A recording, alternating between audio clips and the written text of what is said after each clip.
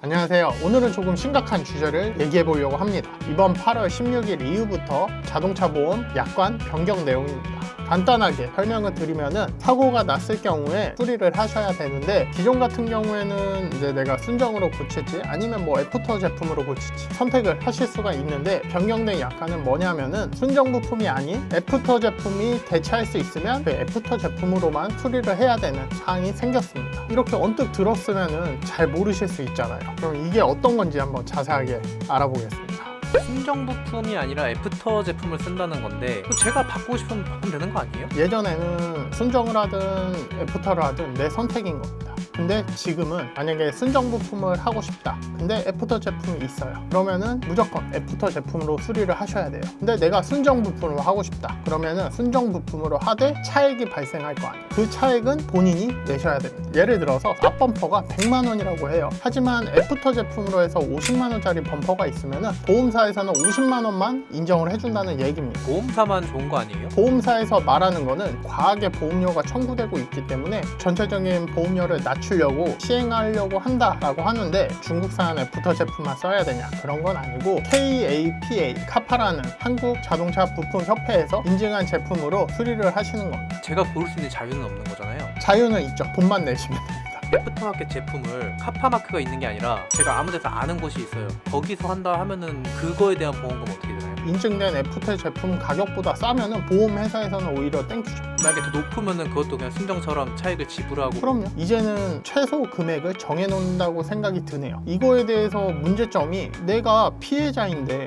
정식 센터를 가서 정식 부품을 교체를 하고 싶어요. 그렇게 하시려면 순정 제품, OEM 제품만 나오는 그런 부품만 교환이 가능합니다. 참 이상하죠. 그래서 많은 분들이 지금 이 사항에 대해서 문제점을 크게 두 가지로 설명을 하고 있습니다. 가장 큰 첫 번째는, 내가 피해자인데 수리를 순정으로 하고 싶은데 순정으로 못하는 상황이 될까봐. 그게 가장 첫 번째 큰 문제점이라고 생각을 들고, 그리고 이제 두 번째 문제, 카파라는 과연 믿을 수 있을까? 저도 찾아보니까 이 카파라는 게 국가에서 하는 게 아니더라고요. 그냥 사설 협회입니다. 예를 들어 제가 차를 산 지 한 달밖에 안 됐어요. 주행 중에 누가 와서 쿵 박았어요. 저는 과실이 0이고 상대방이 100%예요. 그럼 누구나 순정 서비스 센터에 맡기잖아요. 근데 이제 그렇게 못하게 되는 게 아닌가라는 걱정이 많이들 퍼지고 있습니다. 피디님 같은 경우에는 만약에 누가 와서 뒤에서 박았어요. 인증은 된 애프터 제품이라고 해서 교환을 하시겠어요? 아니면 순정으로 가고 싶어요? 아마 대부분 순정이지 않을까 싶긴 하거든요. 사고가 나기 전 그 차량의 상태가 만약에 순정 부품이 되어 있으면 사고가 났을 경우에 순정 부품도 인정을 해줘야 된다고 생각을 합니다. 근데 만약에 내가 수리를 애프터 제품으로 했던 부품이 있었어요. 사고가 났는데 그거를 다시 순정으로 비싸게 바꾼다, 이런 부분은 제재할 수 있다고 생각이 드는데, 완전히 새 차라든가 아니면 순정 부품을 유지하고 있는 차를 애프터 제품으로 수리를 교체한다면 심각하게 보셔야 될 문제라고 생각을 합니다. 근데 이게 신기한 게 아직까지도 많은 분들이 잘 모르시더라고요. 순정 부품에 관해서 뭔가 있다고만 알았지, 애프터마켓으로 쓰고 카파 관여하고 이런 거는 아예 몰랐거든요. 저는 이게 이해가 안 되거든요. 진짜 가장 먼저 생각나는 게 단통법이더라고요. 단통법 했을 때 이제 많은 통신사들이 그랬잖아요. 핸드폰 가격이나 통신사 가격은 자연히 내려갈 거다. 근데 지금 폐지됐죠? 강제적으로 이렇게 한다는 거는 말이 안 맞는 것 같습니다. 내가 피해자인데 애프터 제품을 하고 싶다? 그런 분들은 거의 없다고 생각을 합니다. 100% 피해자인데 애프터 제품으로 교체를 하라. 굉장히 억울할 상황인 것 같아요. 그리고 저는 궁금한 게, 만약에 사고가 나서 수리를 맡기려고 하면 애프터 제품이 기준이 되잖아요. 물론 애프터 제품이 안 나오는 부품들은 순정 부품, OEM 부품으로 대체를 하면 됩니다.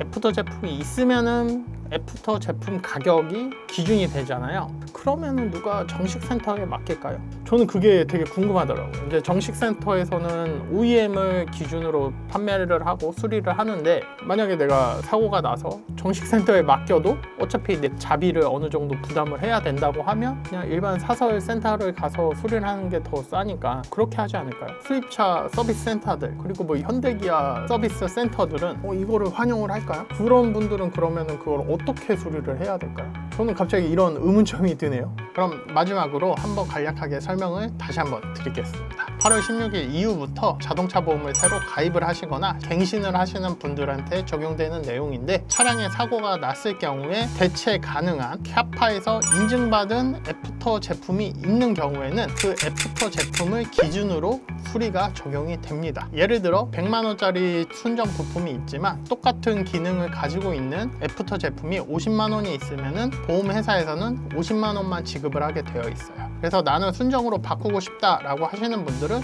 추가 50만 원을 내 돈으로 내셔서 수리를 하시면 됩니다. 그리고 전체적인 보험료를 줄이겠다라는 게 목표인 거죠. 그래서 그런 기준을 만드는 거 좋지만 그 소비자의 선택권까지 이렇게 완전히 박탈을 한다는 거는 이 부분은 납득을 할 수 없는 부분인 것 같습니다. 마지막으로 한 줄 하면 보험료는 내가 내고 수리비도 내가 낸다.